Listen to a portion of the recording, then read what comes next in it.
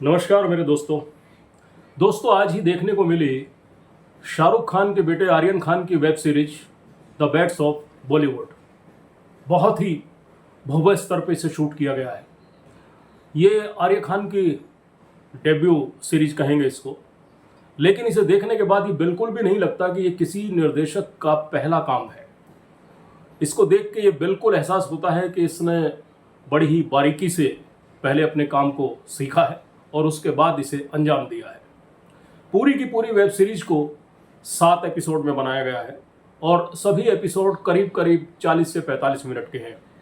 इस हिसाब से पकड़ें तो इस वेब सीरीज की टोटल लंबाई करीबन 6 घंटे है।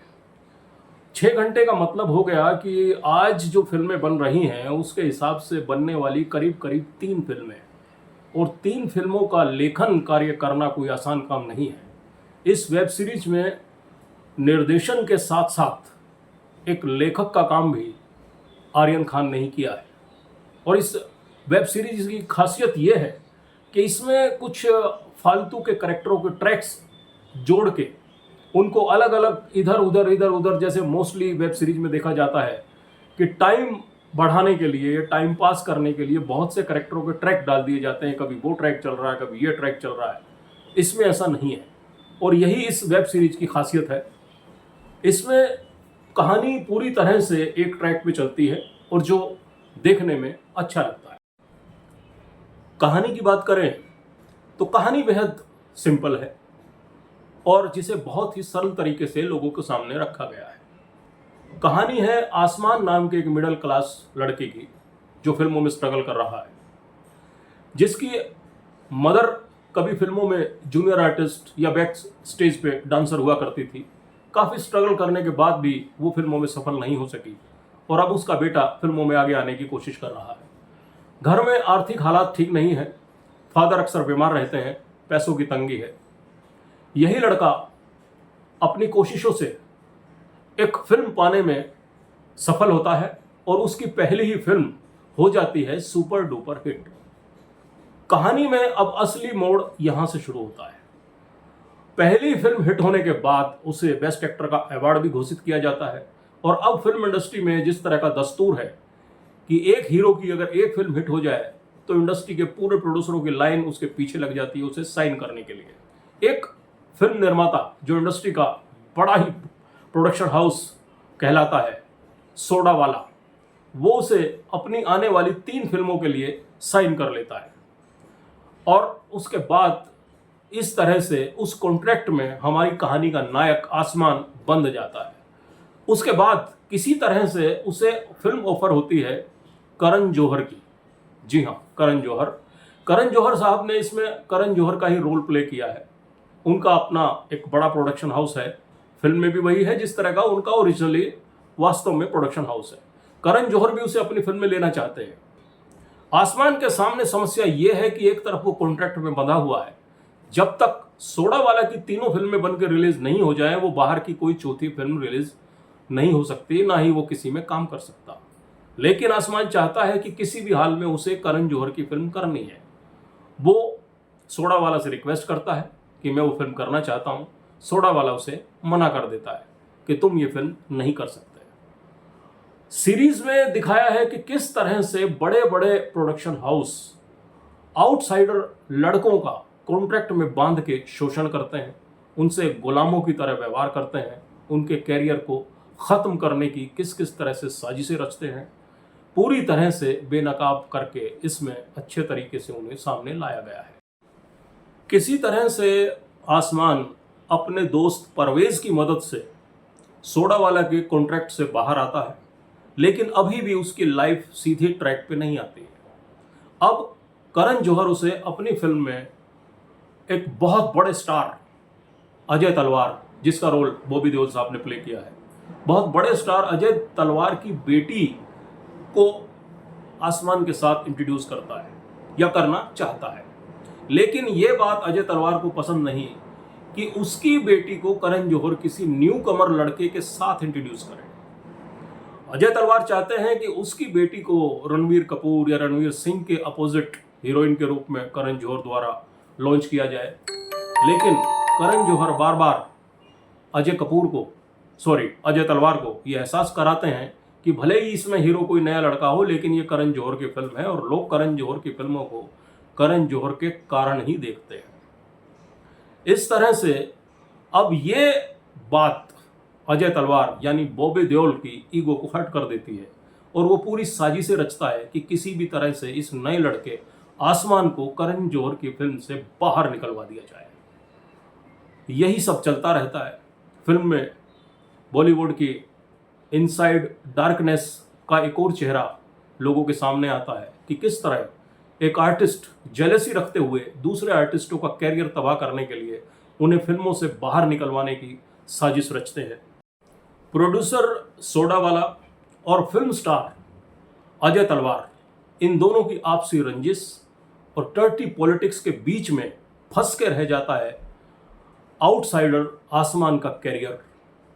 सीरीज में movie mafia, drug, underworld connection, Bollywood में होने वाली पार्टियों का काला सच बहुत अच्छे तरीके से दिखाया गया है।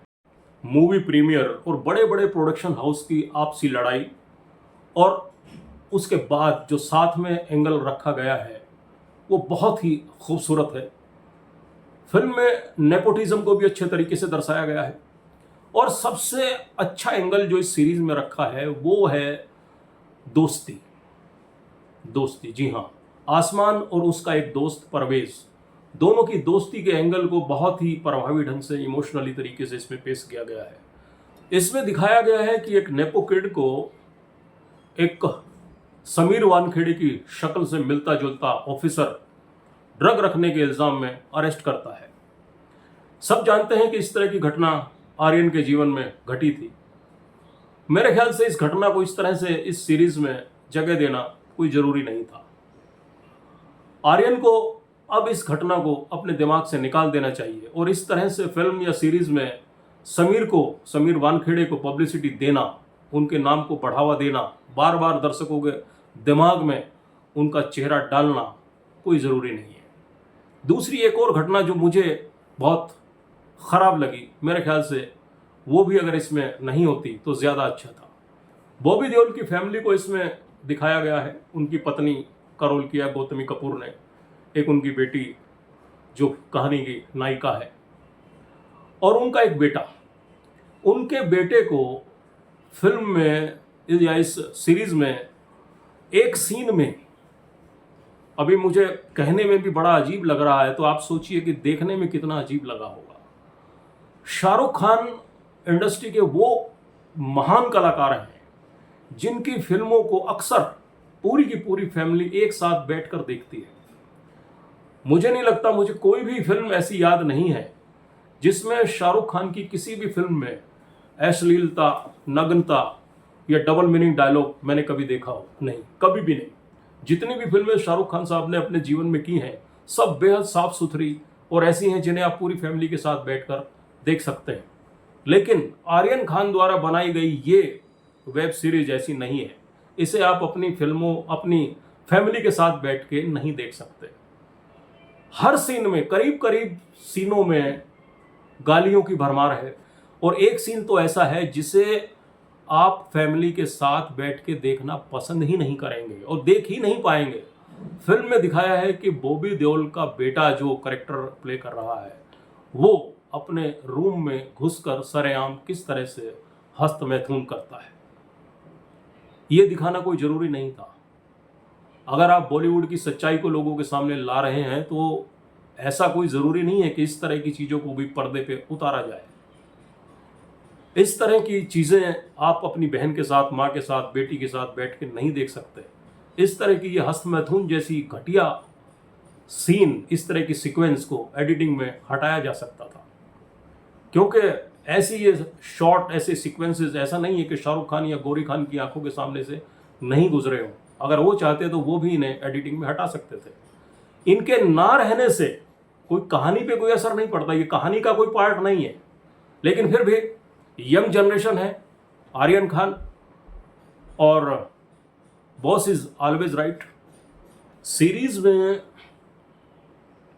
करीब करीब 80% डायलॉग्स इंग्लिश में बोले गए हैं, जिससे ये साबित होता है कि बॉलीवुड में जो बॉलीवुड के कलाकार हैं वो हिंदी भाषा का प्रयोग केवल पैसा कमाने के लिए करते हैं। सच्चाई ये है कि उनके अपने घरों में और उनके अपने निजी जीवन में बातचीत की भाषा में केवल और केवल इंग्लिश अंग्रेजी भाषा का प्रयोग होता है। हिंदी से पता नहीं उनको चिढ़ है या उनको बोलने में शर्म आती है, झिझक आती है, या वो बोलना नहीं चाहते। ऐसा क्यों है ये वही जाने। खैर मेरे दोस्तों, अब इसके कलाकारों के परफॉर्मेंस की बात करें तो सभी ने बहुत ही बेहतरीन काम किया है।